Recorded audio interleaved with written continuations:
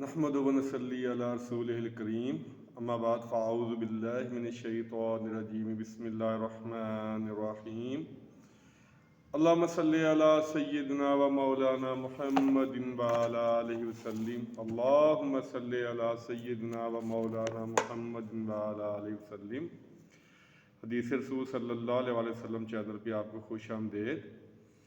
نبی پاک صلی اللہ علیہ وآلہ وسلم کی حیات مبارکہ کے بارے میں گفتگو ہو رہی ہے، تو آج ہم گفتگو کریں گے آپ صلی اللہ علیہ وآلہ وسلم کی جانوروں سے رحمت اور محبت کے بارے میں، کہ جانوروں سے آپ کیسا سلوک فرماتے تھے اور جانور آپ سے کتنی محبت سے پیش آتے تھے۔ بہت سارے واقعات ہیں، چند اہم واقعات جو مشہور ہیں ان کا ذکر ہوگا کہ ایک اونٹ نے آپ سے آگے شکایت کی کہ میرا مالک مجھ سے کام زیادہ لیتا ہے اور کھانا کم دیتا ہے۔ تو آپ اس مالک کے پاس گئے اور کہا کہ کیا تو اللہ سے ڈرتا نہیں اس کے معاملے میں، اس کو کھانا کم دیتا اور محنت زیادہ لیتا ہے؟ تو اس نے معافی مانگی۔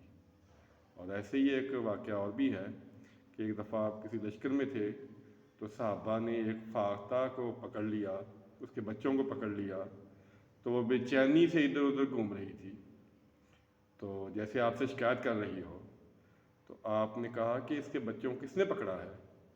صحابہ نے بتایا، تو پھر آپ نے کہا کہ چھوڑ دو اس کے بچوں کو، یہ پریشان ہو رہی ہے۔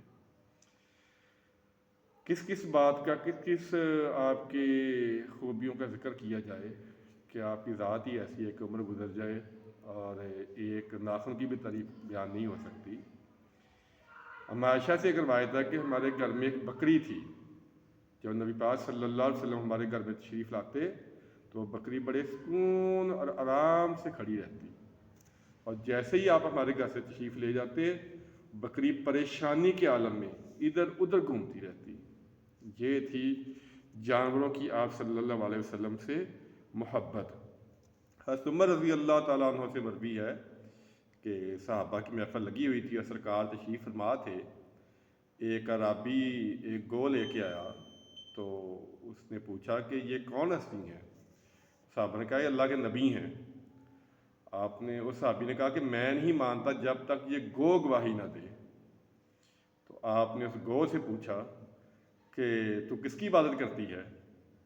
اس نے کہا لبیک، میں حاضر ہوں، میری خوش قسمتی کہ مجھے اللہ کے نبی نے پکارا، میں اسی وحد اللہ شریک کی عبادت کرتی ہوں جس کی حکومت، جس کا رستہ سمندر میں ہے، جس کی رحمت جنت میں ہے۔ آپ نے پوچھا میں کون ہوں؟ تو اس نے کہا کہ آپ اللہ کے نبی ہیں، آپ محمد صلی اللہ علیہ وآلہ وسلم اللہ کے آخری نبی ہیں۔ یہ دیکھ کر وہ عرابی مسلمان ہو گیا۔ اسی طرح ایک بھیڑیے کی بڑی اہم مثال ہے، بڑی مشہور ہے، حضرت ابو ہریرہ رضی اللہ تعالیٰ عنہ سے روایت ہے کہ ایک بھیڑیا کہیں سے آیا اور چرواہا بکریاں چرا رہا تھا۔ اس نے بکری پکڑنی چاہی تو چرواہے نے ظاہر منع کیا، اس کو روکا۔ تو بھیڑیا کہنے لگا کہ تو جو اللہ نے مجھے رزق دیا ہے تو اس کو روکتا ہے؟ تو چرواہا بڑا حیران ہوا، اس نے کہا کہ عجیب بات ہے کہ بھیڑیے بھی کلام کر رہے ہیں۔ تو بھیڑیے نے کہا اس سے تو عجیب بات یہ ہے کہ تمہارے درمیان محمد صلی اللہ علیہ وآلہ وسلم موجود ہے اور تم ان کی رسالت پہ گواہی نہیں دے رہے، ان پہ ایمان نہیں لا رہے۔ آپ صلی اللہ علیہ وآلہ وسلم صرف انسانوں کے لیے نہیں بلکہ پوری کائنات کے لیے رحمت للعالمین بن کے آئے ہیں۔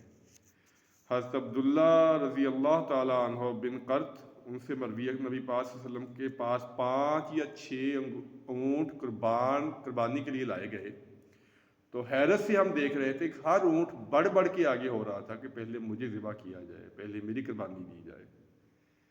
یہ ہے نبی پاک صلی اللہ علیہ وسلم کی محبت کہہ لیں اور جانوروں کی ان سے محبت کہہ لیں کہ ہر جانور خود قربان ہونے کے لیے آگے بڑھ رہا ہے۔ ماشاءاللہ، سبحان اللہ، سبحان اللہ۔